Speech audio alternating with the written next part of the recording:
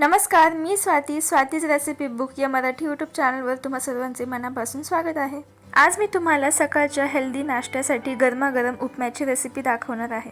उपमा किंवा उपीट काहीही म्हणू शकता। रेसिपी सुरू करण्याआधी जर तुम्ही आपल्या चॅनलला सबस्क्राइब केले नसेल तर लवकरात लवकर सबस्क्राइब करा। चला तर मग रेसिपीला सुरुवात करूया। सर्वात आधी मी गॅसवर एक पॅन गरम करत ठेवला आहे। त्यामध्ये लहान चमच्याने 2 चमचे इतकं तूप घालायचं आहे। इथे तुम्ही तूप किंवा तेल काहीही वापरू शकता। तूप गरम झाल्यानंतर इथे मी घेतलेला आहे एक लहान वाटी बारीक रवा। या ठिकाणी तुम्ही जाड रवा घेतला तरीही चालेल। 3 ते 4 मिनिटं मध्यम गॅसवर अगदी खरपूस असा रवा आपल्याला भाजून घ्यायचा आहे। रवा भाजताना त्याचा कलर चेंज करायचा नाहीये। रवा भाजून झाल्यानंतर त्यातनं खरपूस छान असा वास येतो, तो वास आला पाहिजे। रवा भाजल्यानंतर उपम्याची टेस्ट आणखीन वाढते, त्यामुळे तो छान असा भाजून घ्यायचा। इथे रवा भाजत मला 4 ते 5 मिनिटं झालेली आहेत। रवा अगदी खमंग आणि खरपूस असा भाजला गेलाय, तुम्ही पाहू शकता अगदी सुटसुटीत झालेला आहे। तर इथे मी दुसऱ्या गॅसवर पाणी गरम करायला ठेवलंय। आपण 1 वाटी रवा घेतला, त्याच वाटीने 3 वाटी इतकं पाणी आपल्याला गरम करून घ्यायचंय। पाणी गरम झालेलं आहे तर आता गॅसची फ्लेम बंद करायची।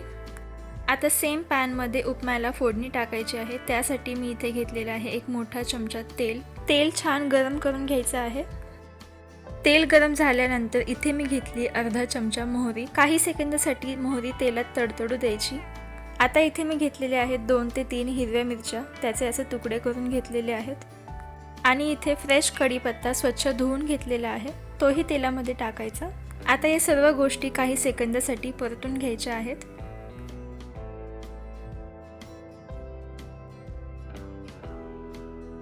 परतून घेतल्यानंतर इथे मी घेतलेले आहेत 2 चमचे शेंगदाणे। शेंगदाणे अगदी ऑप्शनल आहेत, जर तुम्हाला टाकायचे असतील तर टाकू शकता। आणि इथे मी घेतलेला आहे एक लहान आकाराचा बारीक चिरून घेतलेला कांदा। कांद्यालाही जास्त परतायचं नाही, तो फक्त ट्रान्सपरंट झाला पाहिजे, म्हणजेच मऊ झाला पाहिजे। आता कांदा सुद्धा मऊ झालेला आहे, त्यामध्ये चवीनुसार मीठ घालायचे। आता जे पाणी आपण गरम करून ठेवलं होतं ते या फोडणीमध्ये घालायचं आहे। आता इथे मी घेतलेली आहे 2 चमचे इतकी उडदाची डाळ।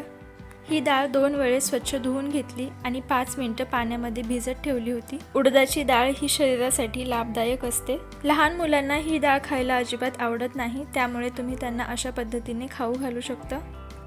आता इथे या पाण्याला एक उकळी काढायची आहे।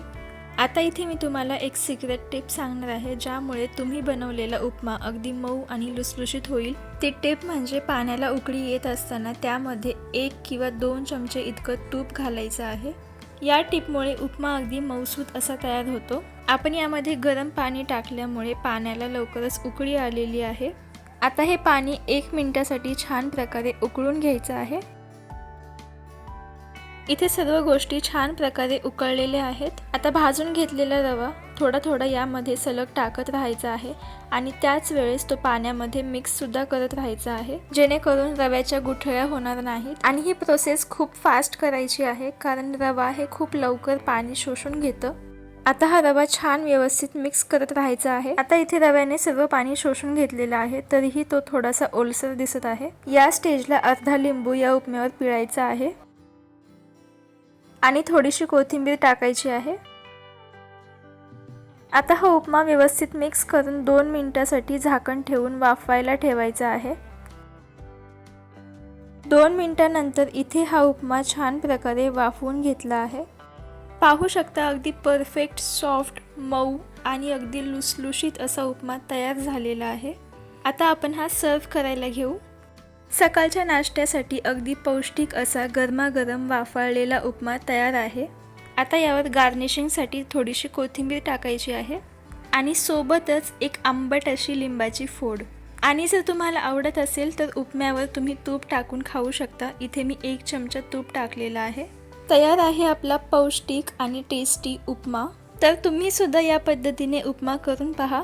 आणि तुम्हाला सुद्धा रेसिपी खरंच आवडली असेल तर व्हिडिओला लाईक, शेअर आणि चॅनलला सबस्क्राईब करायला विसरू नका। पुन्हा भेटू एका नव्या रेसिपी सोबत। तोपर्यंत बाय बाय।